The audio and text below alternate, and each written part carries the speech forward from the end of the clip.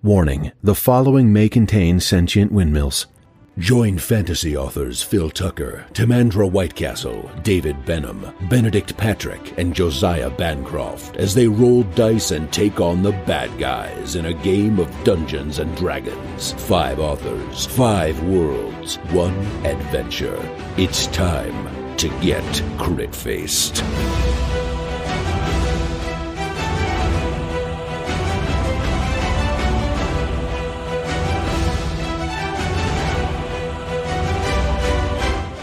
Previously on Crit-Faced.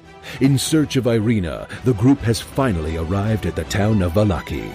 Thanks to Madame Rousseau, the guards allow the party into the fortified town. As you enter the village, or the town, the walled town of Vallaki, there's a great sense of relief. The fortifications here seem to be keeping the mists at bay, even though they're still visible just above the skyline of the buildings of the town. But as you walk through the civilization again, it's such a different place than the village of Barovia, whereas Barovia was clearly infected by the evil and just the malignant forces of this realm. Vallaki seems a bit more normal, like a respite, and due to the survival of everything over the past few days, you do feel a great sense of accomplishment, and you feel that you're stronger because of what you have faced and survived. I feel like this is a sort of town where if an old woman tried to sell me a cookie, I would buy it. I think this is a nicer place. We've done well. Should we find maybe a place for some repast and maybe a time to take a little rest, or must we pursue our quarry right now? I think if we're supposed to go to the Blue Water Inn. Okay. All right. Yeah. So it's only Kellen's the only one who's exhausted, because you guys did rest, but he's still overexerted himself the previous night. You were told, Kellen, what was that? Can you remember where you? The Blue Water Inn. Can you remember who mentioned that? The Magpie King, or whoever that guy was, the Birdman, the Were Parrot. He was more regal than that. I feel like he was obviously a man of majesty. The parrot person. I did not say that. Okay. As you're making your way along Vallaki, having a wee conversation with each other, a couple of things are standing out. Ismark beside you, although he doesn't have the physical exhaustion that Kellen's obviously experiencing, you can see he's dejected, and the loss of Irina has hit him hard. At the same time, guys, you're also starting to notice, Lord Talfin, you notice it first, and then everyone else picks up on the fact that there's a lot of garlands hanging around the buildings, sort of worn, garishly coloured paper garlands, basically, that just seems to set the village apart from any other habitats you've seen so far. Is there like a celebration about to happen? Or is this just the normal decor? I think it's the annual Festival of the Dead Adventurers. Oh, they come much more frequently than annual. Ooh. I think this is the sort of question that we could have answered at our destination. The Blue Water Inn. Let's go. Okay. Let's go find it. I agree. I'm in sore need of a good stout beer. Okay. So how are you guys going to find this place? Ismark has never been to Vallaki before. Oh, is there like one of those sort of welcome centers? Tourist information. Yes. Yeah. No. Okay. Well, we should probably ask someone. Let's look for someone who looks like an intelligent and also very small weakling to pose this question to. Almost as if on cue, as you say that, a middle-aged man, just in a sort of a grey shirt and faded woolen trousers, walks past, got a bit of a vacant expression on his face. He's carrying a sack, half-filled sack over his shoulder, and he looks at you almost as if you were, your eyes sort of meet. It's, that glance where you're sort of glancing at strangers, and that awkward moment where you both catch each other's eye at the same time. And he goes, "Oh, can I help you?"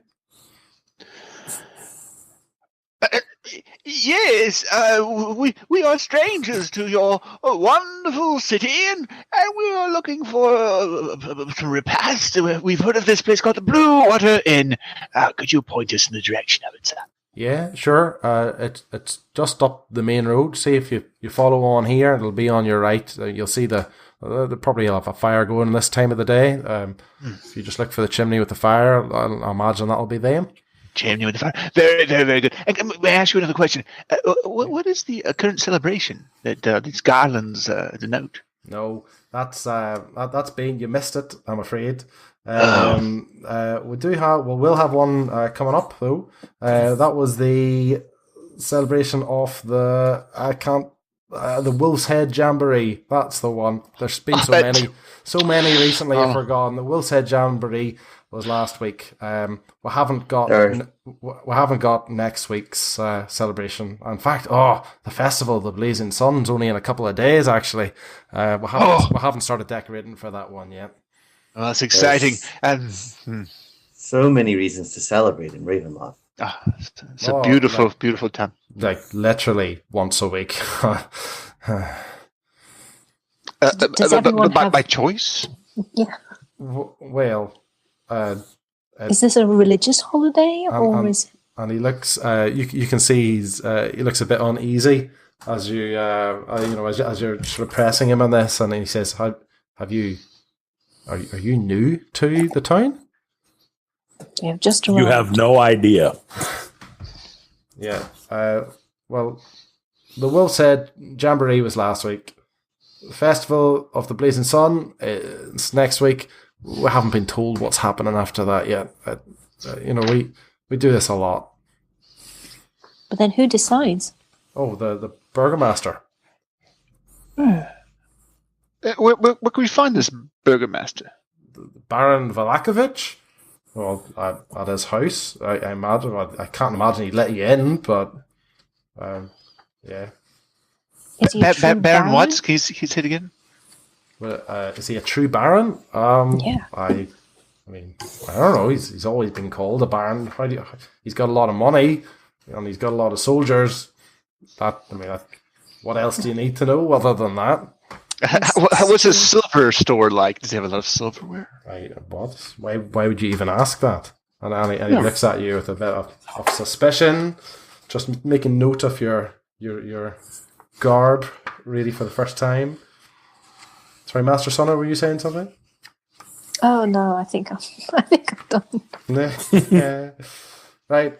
Anyway, Blue Water Inn, on up the road. Can't miss it. I'll get a move on. Maybe see you at the festival. Yay. Maybe. The Rising Sun. Yes, can't wait. No, the Blazing Sun. Whatever. The Rising Sun was 2 months ago. Oh, right. God. I'll catch you later. Bye. And he walks on off. He seemed nice. Strange celebration customs here. Well, I wonder if it is the Festival of the Blazing Sun, if that indicates that maybe the skies will part and we'll have sunlight. Who knows? For a barbarian, that is a very astute observation. That's a good For point. a barbarian with an intelligence of 9. Oh, wait, no. 14. But also exhausted, and we will get you some rest. Make it 2. Okay. Are we happy just to continue down the road, guys? Should we press our luck and talk to more like strangers? Well, I find could strangers like enough in the tavern or You're right. in the inn. Yes, very, very, very true. Okay. So, guys, just continue west along what seems to be the main road in Vallaki. Now, should mention you do see a plume of smoke appear maybe a couple of minutes walk away. However, as you're walking, the you can see the road, sort of a small tributary of the main road, open up to the south a wee bit, and it seems to be some kind of central square. You do have that option of heading down to the town square. It does seem to be quite a bit busier down there, or you could just head on to the Blue Water Inn, just pretty close by. I don't know. What do we think? I don't know about you, but I could use like a little celebration for our survival. I mean, we could go to the square, see if we could, meet some friends, and maybe like see if their pockets are too heavy, and the usual. We are still searching for Irina, right? Who? Oh, yes. So we should probably continue on. I look over at Ismark and I say, do you think she would head to the inn, or where would she go? Irina, I do not know. I mean, I suppose I would like to think that she would head to the burgomaster, Baron Vallakovich. Obviously, our father was burgomaster of Barovia, so perhaps she would go straight to him. She has always been religious as well, so she may have headed to the church. Well, that does complicate things. So do we know where the Baron lives? Do we discern that? Well, I just heard the strange man you were speaking to mentioned he would be in his house. I don't know, unfortunately. I'm sure if we asked somebody, perhaps a guard or a few of them walking around here, I'm sure they could direct us to. A guard? Baron A guard, really? I mean, why not? Why ask a god when you could ask like a pastry seller, a baker? Broaden our horizons and fill our bellies. Yes, I'm sure he's a well-known man back in Barovia. Everyone knew, although we were smaller, everyone knew where we lived. So it makes sense to me. Most people would know. So should we like sleep and rest and get our strength up, or should we find her first? What do we think?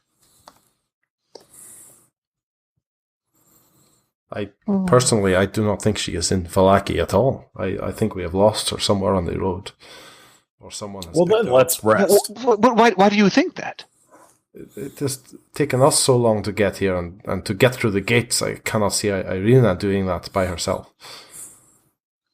But if she mentioned your father as the burgomaster of Barovia, surely they would let her in. Perhaps, yes, or also St. Andrews. She may have made her way to St. Andrews as well. The church. It is well known. It is meant to be. Yes, of course, the Morning Lord. Yes, the strength of the church here is meant to be one of the reasons Vallaki has withstood Strahd for so long.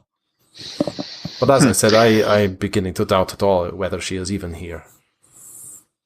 But where else should she go? Do not be so downhearted, Ismark. We will find her again, I'm sure. Certainly, it was my intention to seek out the Baron upon bringing Irina here to seek haven for us both. And she was aware of that? Yeah. I'm sure she trusted my judgment. I'm sure we must have discussed it. And do you think your name would get you to the burgomaster? Perhaps. This is good to know. I think that maybe we should proceed to the burgomaster.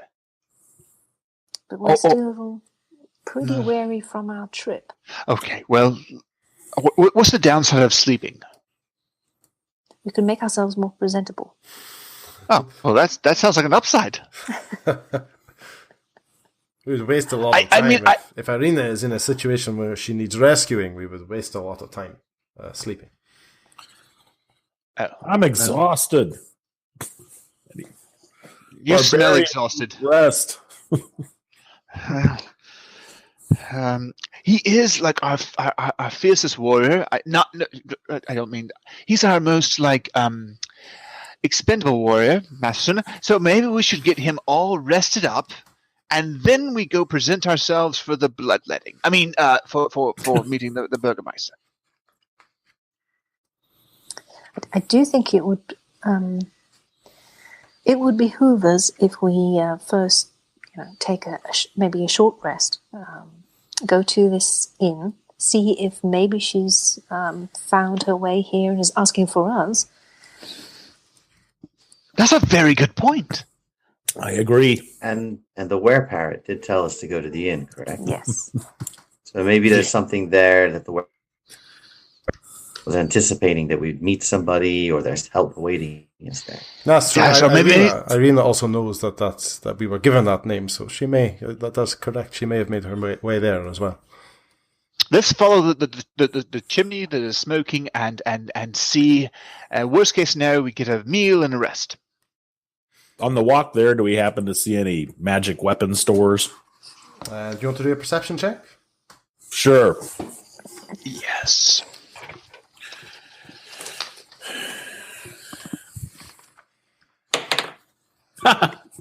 Natural 1. Yeah, you're knackered. yeah. I would like to take without doing the disadvantage. I got a 5. I think someone else should take a shot. Yes, not me. Maybe someone with a more arcane knowledge. Oh, sir. No, I'm actually Madden. Talfrin? Sorry, what are we checking? We're looking for magical weapons. Whether there is a purveyor of these items around here somewhere. So knowledge arcana, maybe? We're just taking perception checks just to see what we notice as we walk through. See if we can notice anything like that as we walk through the town. There's not. I don't notice anything. No. Yeah, no, not so, guys. It's the Blue Water Inn was not far from where you were. It's not too far from the town square in the centre. So you do get the impression. The town is considerably larger than Barovia. So the village of Barovia. So although in the village, for example, you walk down 2 streets and you'd pretty much seen every building that was there. Here you'd have to spend you could really spend a good quarter, maybe even half a day walking the streets here to really inspect everything. But you don't notice anything particularly catches your eye as you make your way to where the fire or the smoke is coming from, and you do indeed find what seems to be the Blue Water Inn. There's grey smoke coming from the 2-story wooden building. It's got a stone foundation. The roof is slightly sagging. There's several magpies sitting on it, and there's a painted wooden sign hanging above the main entrance with a blue waterfall on it. Okay, this looks promising. It seems to be the place at very least. Now, excuse me if I do not use my full-throated voice. I must resume my character as we enter. Are you so? You're so, Madame Rousseau? Yes. Okay. Well, I can't change the street, can I? I suppose I could. Okay. I always find a bush. Somewhere else just up the road. Discreet. Okay. So are we heading inside, everyone? Yes. Yeah. Okay. So in the entrance portico, there's some damp cloaks hanging from pegs there, guys. The tavern itself, as you get inside, it's packed with tables and chairs. There's very narrow paths between them. They're trying to use up as much of the floor space as possible to get customers in. There's a bar along one wall. There's a balcony here as well. So there's a wooden staircase that sort of hugs the wall that can bring you up to the balcony. There's a balcony off to the north and to the east. All of the windows inside are fitted with thick shutters and crossbars. Lanterns are hanging above the bar, and there's also on the tables as well, bathing the room in a dull orange light, casting shadows upon the walls, most of which have wolf heads mounted on wooden plaques. That's very nice. There are a few people inside, as you might expect, as well. We've got a woman tending the bar, someone in their late 30s, early 40s, and some boys, probably two of them slightly shy of the age of 10, dark-haired boys just running around, seem to be helping out at the bar, but often just seem to be getting underfoot with the mum as well. So we've got maybe about 5 villagers here. A couple of people stand out. There are two men sitting in a corner. They seem to be dressed in wolf pelts, and just looking grim, sitting over their glasses of wine. You can see bows and bow and arrows set beside them. Couple of noblemen as well, a bit closer to the bar, very loud. And then finally, there is a very colourful guy standing at the bar, talking to the bartender, or talking to the bartender. And what's very unusual about this guy are his ears, for they are pointed. And I'm not sure whether any of you will have seen anything like this before. I certainly haven't. Well, should we like divide and conquer? You know, obviously with the pointy-eared stranger in the colorful clothes, someone should talk to. Someone should go talk to the bartender, and maybe these noblemen too. Who would like to talk to whom? I'll talk to the bear people or wolf people. Those are your people. Very good, very good. Master Suna, who would you? I'm tempted by the bear people, but I shall accompany you and talk with this man with the pointy ears. All right. And Lord Talfrin, can you talk to the nobles? Yes. All right.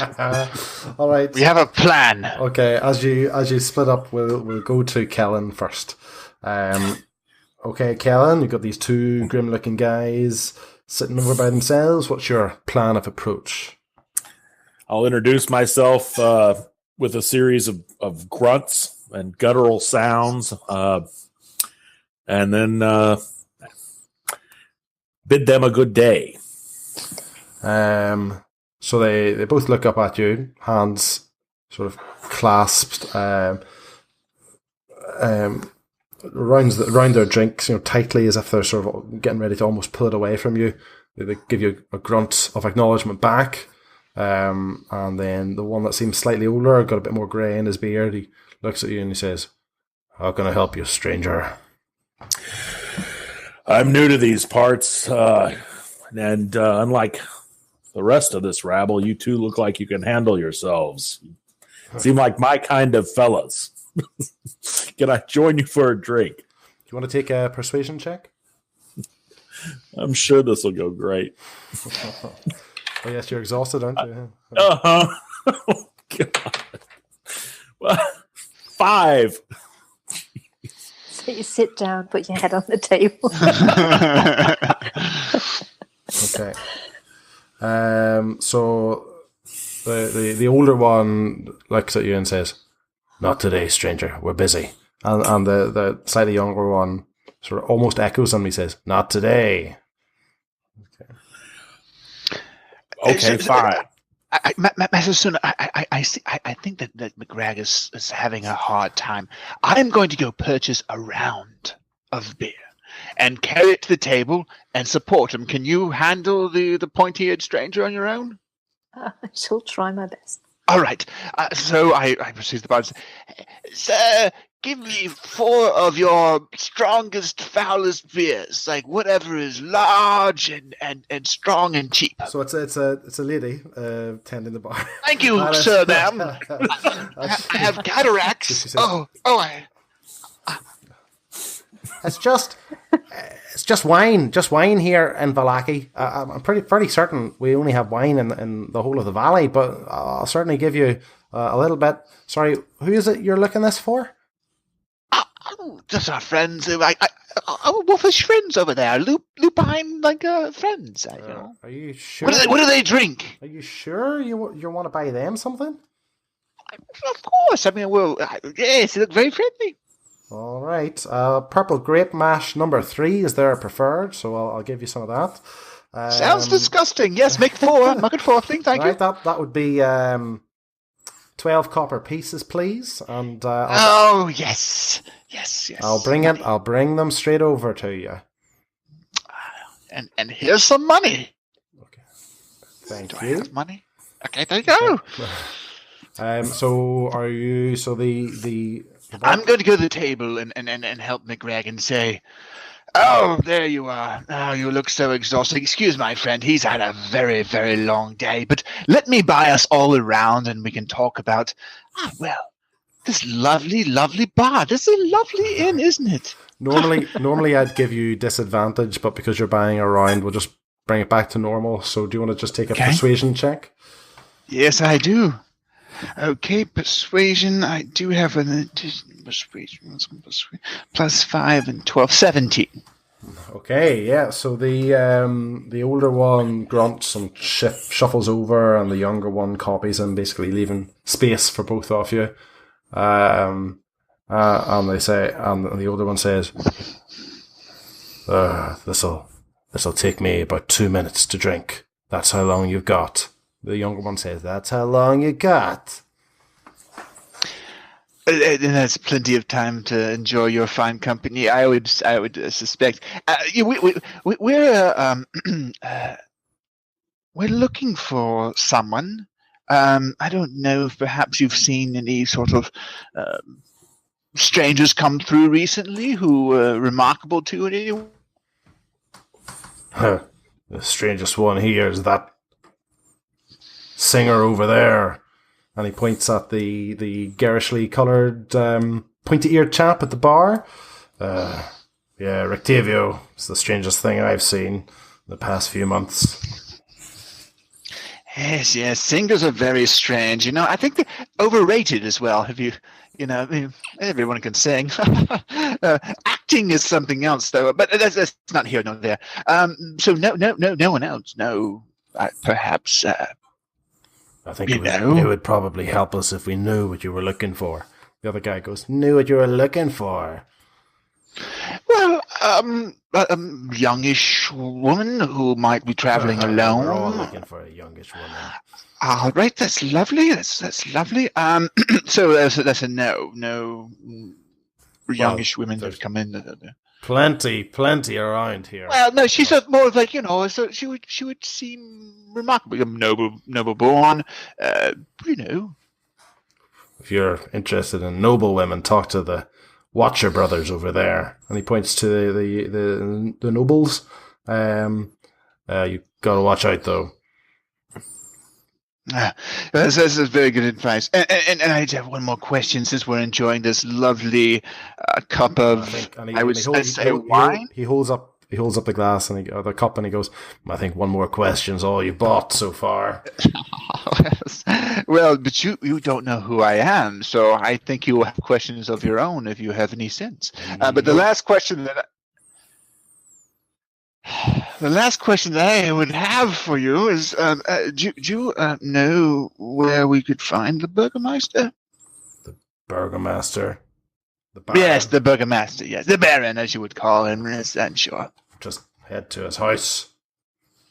Good. Keep going. You want to know where his house is? Well, that's why I bought you the cup. Well, why didn't you just say so? It could have saved us this conversation. I'd have enjoyed it a lot more. Travel south here. You head west a little bit from the Blue Water Inn. There's a crossroads. Head south from there. You can't miss it. It's one of the largest buildings here. Thank you. That's very helpful, and it was a wonderful conversation, right. Mr. Wolfman. All right, let's go, McGregor. Let's get at this. Let's go. Indeed. Okay. Meanwhile, we'll head over to Master Sunna. Master Sunna.